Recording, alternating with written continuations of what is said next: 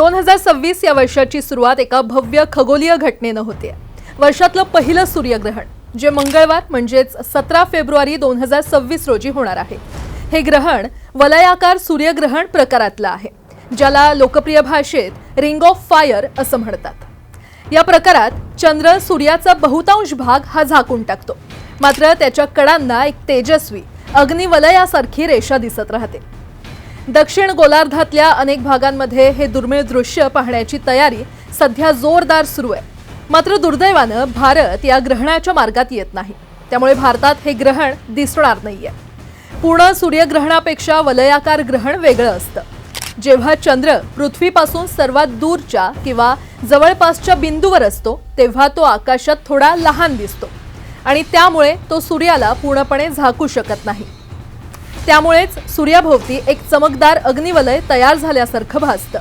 नासाच्या माहितीनुसार हे ग्रहण कमाल 2 मिनिटं 20 सेकंद टिकू शकतं आणि त्यावेळी चंद्र सूर्याच्या सुमारे 96% मध्यभागावर आच्छादन करेल। भारतीय आकाशप्रेमींसाठी निराशेची बाब म्हणजे ग्रहणाच्या वेळी भारतात सूर्य क्षितिजाखाली असेल, कारण हे खगोलीय संरेखन दक्षिण गोलार्धात होतंय आणि त्यामुळे भारत चंद्राच्या सावलीच्या मार्गाबाहेर राहतो। त्यामुळे जगातील अनेक भागांमध्ये रिंग ऑफ फायर पाहता येईल, पण भारतात प्रत्यक्ष अनुभवता येणार नाहीये।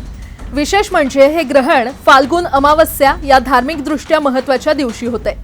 या दिवशी श्रद्धा आणि तर्पण यासारखे विधी केले जातील, मात्र सूर्यग्रहण भारतात दिसणार नसल्यामुळे त्याचा प्रत्यक्ष परिणाम इथे जाणवणार नाहीये।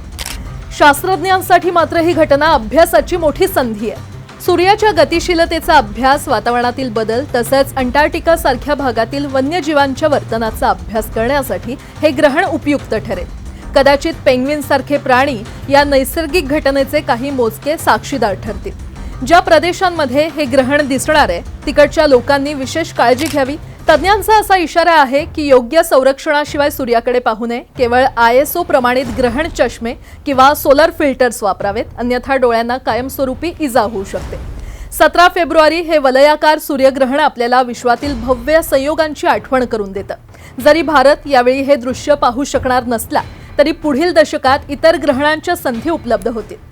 तोपर्यंत भारतीय आकाशप्रेमी थेट प्रक्षेपण आणि वैज्ञानिक वार्तांकनाद्वारे हा रिंग ऑफ फायर आभासी स्वरूपात अनुभवू शकतात।